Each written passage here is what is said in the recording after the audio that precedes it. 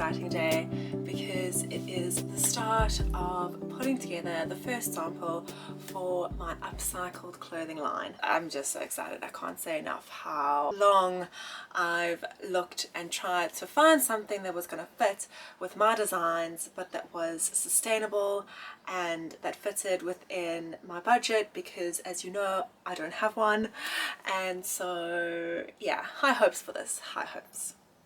Here are all the shirts stacked up and ready to go. This top one is gonna be the one that I use for a sample. So before I got the idea, I actually went to the charity shop for myself. I picked up this shirt that I'm wearing and this one. On the walk home, which was about an hour long, I couldn't get this idea out of my mind that I had finally struck gold and I could find a way to actually put this line of shirts together. So I walked back the next day and bought 5 others, which I really love. I'm already thinking about how I'm actually going to get rid of them because the fabrics and the quality of them are just so good. Keeping in with the spirit of this channel, which is essentially about style and really feeling good, I thought we'd kick things off and I will show you what I'm wearing today, what I generally wear to work around the boat, and how that makes me feel good and sort of serves having a productive day. Today I'm wearing this blue and white gingham checked men's shirt. It's 100% cotton, it's quite nice and thick, and the whole reason why I like men's shirts is they really are made so well. So generally they've got little details like this where you've got the binding there. They're all French seamed so you don't see like the overlocking on the inside, and the fabrics are generally 100% linen or 100% cotton and really nice weights. Like the thread counts are high as well, so I really love that about them. They also just have like fun details that you don't always find on women's clothing. Like you'll get that little thing on the side there. I really just think there's so much value in men's shirts. Classic button-up shirts in an oversized fit really are super versatile. I am wearing mine just with 2 buttons done, this open and the rest open from there. That's giving me some sort of room to play. If I just move you back so I can stand away, it allows me to sort of put my hand in my pocket. When I'm walking, this is blowing around so I don't get swallowed up by the shape. I've got some movement here. If you wanted to tuck it in, you could. The back is also just really lovely, relaxed. It's super cool and just chic. I think the ultimate in sexiness is confidence, and when you're wearing sort of, I mean, I don't generally wear a bra. If you are on a summer's day just with your big shirt on, nothing underneath, and walking around with confidence, feeling good about yourself, that is ultimate in sexiness, I feel. I'm wearing mine paired back to a pair of cotton twill shorts that I made for myself last year. They're a nice heavyweight cotton, so they sort of stand away from the body and they're really cool and comfortable to wear. Elasticated in the waist, which is super important, and I feel like this look is quite preppy with the white and the blue. Can feel a little bit too on the nose of that like boat vibe or very classic blue and white summer vibe. So I've decided to put on this old cap, and I got this one off Depop. I love looking for caps that look like I would have got them as a hand-me-down from my dad. My dad is in South Africa, so I can't really raid his cap selection. If I ever go back home on holiday, Dad, I'm coming for you. This one is super nice. I love the sort of faded, very pale neon color yellow. It really just gives a lift and adds that element of authenticity to an outfit so that you don't look too put together. That's something that I really generally like to avoid. That allows me to really feel dressed but also appropriate for my very simple and outdoorsy boating lifestyle. Back to work mode, and I will take you through the inspiration behind the idea to start shirts specifically. It all started with previous designs of mine from 2016, 2017. I had done a draped sort of coat style dress. I'll insert an image here.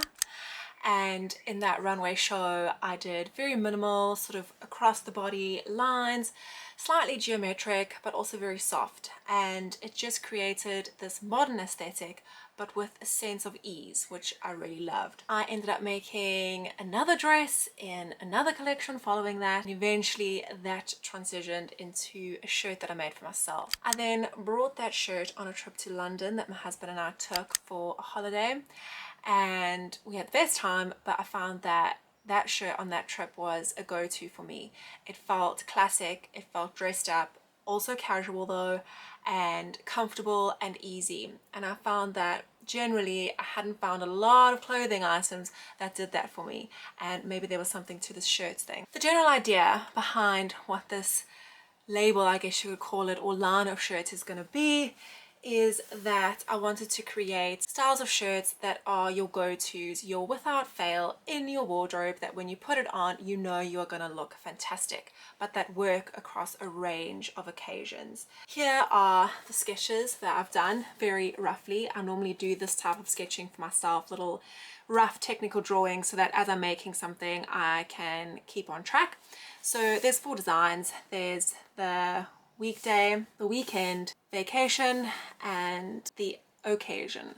I've had to obviously adapt my original designs when I was planning this way back when last year, and I was going to make the shirts out of new fabrics and cut them from scratch and use all my patterns that I've been working on. What I'm going to be doing here by using these very oversized shirts is relying on the quality of the fabric and relying on the volume of fabric that's already within them to create versatility within the shirts, make them more body shaping, and turn them into something really special that feels quite upscale, a little bit more luxurious than just your general shirt, and really like a designer garment, as if I had made it from scratch. The draw card to this is that charities are going to obviously benefit. The 2 charities that benefited here from this first lot of shirts is PDSA, which is a charity that helps animals, and Mind, which is in support of better mental health. I haven't quite decided moving forward what to do with a percentage of the profits.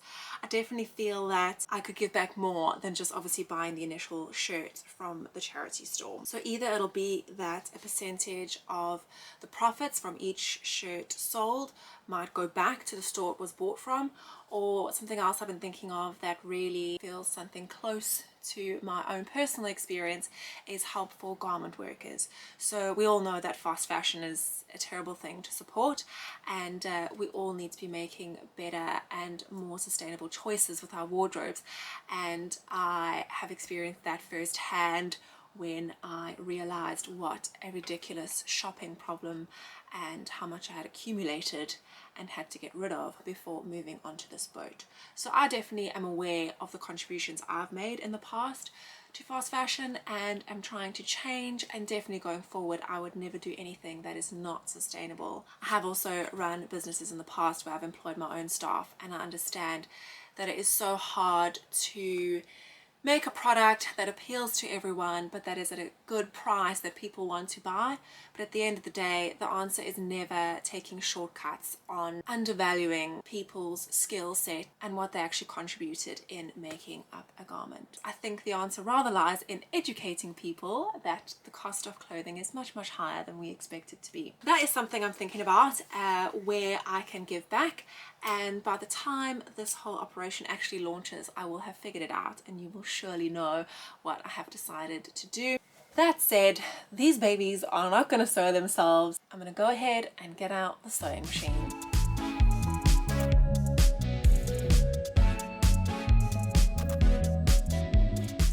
I'm about to cut into this one, and the technique that I'm going for, especially with using the larger size shirts, XXLs, is that there will be quite a bit of excess fabric to take away, which is what I'm actually going to use to do all the add-ons and make the shirt really adjustable for a range of different sizes and for a range of different styling opportunities, and to wear it to different occasions.